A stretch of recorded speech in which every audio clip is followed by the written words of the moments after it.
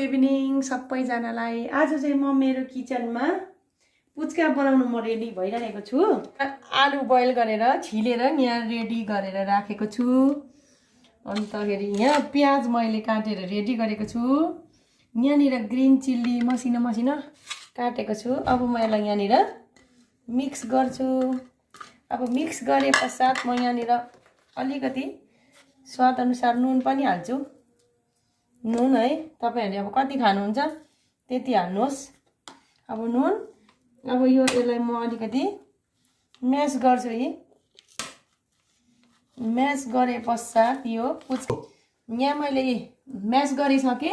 Green chilli प्याज आलुलाई राम्रोसँग अलिकति नुन हालेर हेर्दै जानुहोस्। यहाँनिर मैले अब पानी हाल्दैछु। यो पानी अब पुच्काको झोल भनौँ न है। अन्त यहाँदेखि म जलजिरा हाल्दैछु। पानी चाहिँ मैले मनतातो हालेँ। यहाँ पुच्काको मेरो झोल रेडी हुँदैछ। झोल एकदम टेस्टी टेस्टी। अन्त म यहाँ अलिअलि चिल्ली पनि हाल्दैछु। पिरो पिरो चाहिन्छ नि त। अन्त नभरे मैले अलिकति नुन पनि हालेँ। यसलाई नुनिलो चाहियो, नुनिलो अमिलो चटक्कै चाहियो नि त। अब म यहाँनिर पुच्का रेडी गर्दैछु। हेर्नुहोस् फुलिँदै गयो। फुलिँदै गातहरू म निकाल्दै जान्छु किनकि मेरो कराई सानो भएछ, पुच्का धेरै भयो नि त। अलिक डल्ला डल्ला जस्तो पनि भयो है मेरो पुच्का।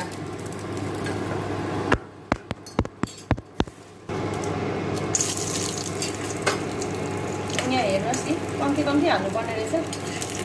अब म पुच्कालाई मजाले बनाएर चाहिँ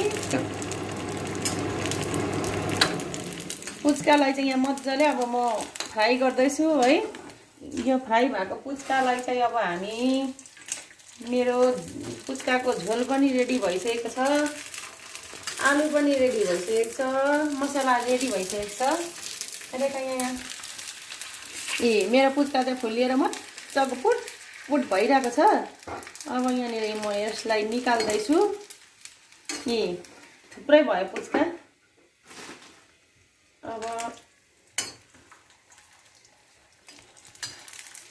मेरो नानीलाई चाहिँ एकदम मनपर्छ नि त यस्तो पुच्का फुच्का भन्नेहरू चाहिँ। केटाकेटीलाई चाहिँ एकदम मनपर्छ यो। मलाई चाहिँ त्यति मन पनि पर्दैन। बनायो भने एक दुईवटा खाइहाल्छु। तर मेरो ऋषिकेशलाई चाहिँ एकदमै यो चाहिँ मनपर्छ।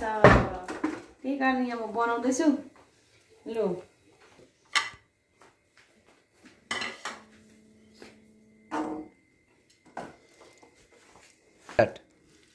अब यहाँ अलिक म्यास भएको छैन रहेछ। यहाँ म फेरि मुस्दैछु। हेर्दै जानुहोस् है।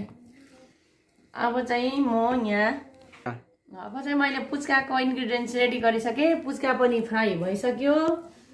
अब यहाँ मलाई खाने मान्छे चाहियो। मेरो ऋषिकेश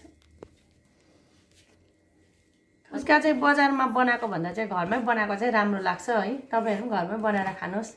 किनभने नि बजारको चाहिँ तपाईँहरूले बुझ्नुहुन्छ होला है। अब भन्नै पर्दैन। हातहरू पनि सेतो सेतो भइसकेको हुन्छ पुच्काको झोलमा डुबेर भइहाल्को है। आधीले मात्रै ग्लोभ्स लाउँछन्, आधीले लाउँदैनन् ग्लोभ्स बिना है। के गर्छन् के गर्दैनन्। अन्त त्योभन्दा चाहिँ घरमै बनाएको चाहिँ बेटर भनेर चाहिँ यहाँ बनाउन थालेको। यसलाई मैले चलाएकै छुइनँ। धनिया पत्ता भए यहाँ माथि अलिकति हालिदिनु हुन्थ्यो। धनिया पत्ता छैन रहेछ, सकिरहेको रहेछ। अब खानको लागि आउनुहोस् यहाँ। अब यसलाई चाहिँ यहाँनिर यस्तो गरेर यहाँभित्र हालेर ऋषिकेशले अब ऋषिकेशले चाहिँ यहाँनिर पुच्का खाँदैछ। दिने चाहिँ फेरि म हो। दिने चाहिँ म हो, खाने चाहिँ ऋषिकेश हो। कस्तो लाग्यो भाइ? दामी? बोल्दैन त भाइ त। भैया झोल नहाल्नुहोस्। भैया झोल नहाल्नुहोस् भन्दैछ। मलाई जिसाउँदैछ हो। म भैया होइन। अति मिठो है, टेस्टी। अब म पनि यहाँनिर पुच्का बनाउँदैछु है। आज चाहिँ यहाँ प्लास्टर खोलेर चाहिँ सानो ब्यान्डेड लगाएको छु नि त हातमा। आज खोलेर आएको। अन्त यहाँ फेरि अब सससँग खाने भए अन्त सससँग खाने भने चाहिँ झोल किन बनाउनु नि झोल त नबनाए पनि हुने रहेछ त ल फेरि झोलै हाल्नुपर्छ नि टेस्टी भेरी टेस्टी छिटो न छिटो पुच्का छिटो भन्दैछ यहाँ मेरो छोराले हो अन्त यहाँ पुच्का दिँदैछ ए सरी सस हालेर खान्छ अरे ल त्यसैले त च्यापो पो दुख्छ त कडा खानु हुँदैन मोमा पुच्का खान आउनु घरमा बनाएको पुच्का गरम गरम पानीपुरी तपाईँ एउटा थाप्नु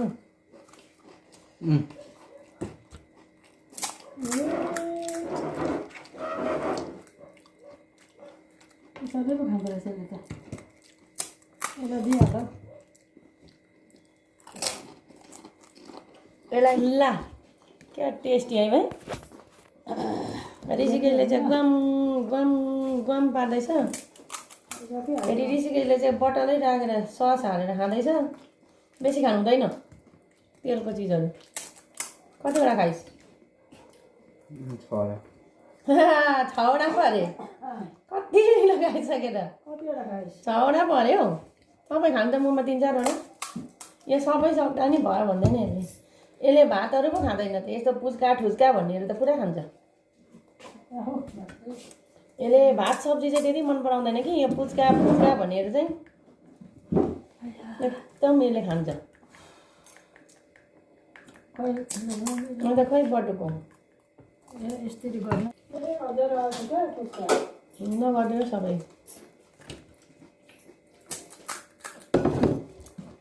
सबै नगरेको नि त बेसी खानु राम्रो होइन यो मुखको लागि पो त अलिकति बेसमरी भुँडी भरिन्जेल खाने हो र यो यसले सबै भुँडी बिगार्छ हो त चिल्लो हो नि त यो 10 रुपियाँको तपाईँलाई नि 10 रुपियाँको 3टा मात्रै दिन्छ यहाँ 20 रुपियाँको 6वटा दिएँ भयो अहिले यसलाई त झन् कति दिएँ नि हाल्नु त्यहाँ बाबा खाने एउटा पुच्का प्याज हरियो खोर्सानी आलु जा अब बतो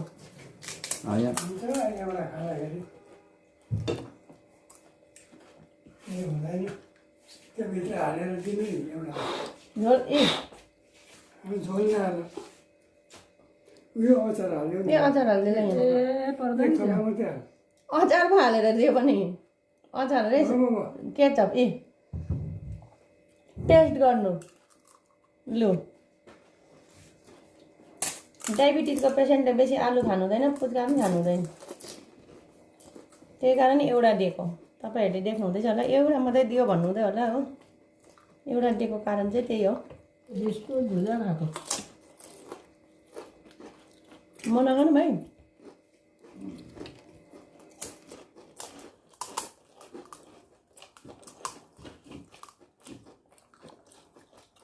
आलु अलिक कम्ती भएछ नि त आलु नहाल्दैन सस हालेर खाँदो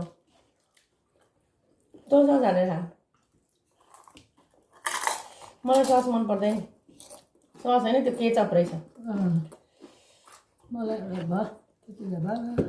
तिमी खाऊ न एउटा हाल्छु मलाई त्यति साह्रो मन पर्दैन च्यापु सबै पिल्साउँछ यो कडा भएर कि नस् गाइज अब यो सबै खाइसक्यौँ रित्तो भयो हो मिठो पनि भयो टेस्टी भयो पिरो पिरो पनि भयो कम्ती हुँदाखेरि मजा आउँछ धेरै बेसी बनाउनु हुँदैन यस्तो चिजहरू बेसी खाने चिजहरू होइन त्यही कारण अलिकति बनायौँ मिठो खायौँ टापटिप सक्यौँ तपाईँहरूलाई कस्तो लाग्यो मेरो भिडियो तपाईँहरू पनि बनाउनुहोस् यसरी सिम्पल छ केही पनि छैन आलु र प्याज खोर्सानी चाहियो जलजिरा 1 प्याकेट चाहियो नुन खोर्सानी नुन र चिली पाउडर अलिकति चाहियो भइहाल्छ नानीहरू पनि खुसी सबै खुसी बाई बाई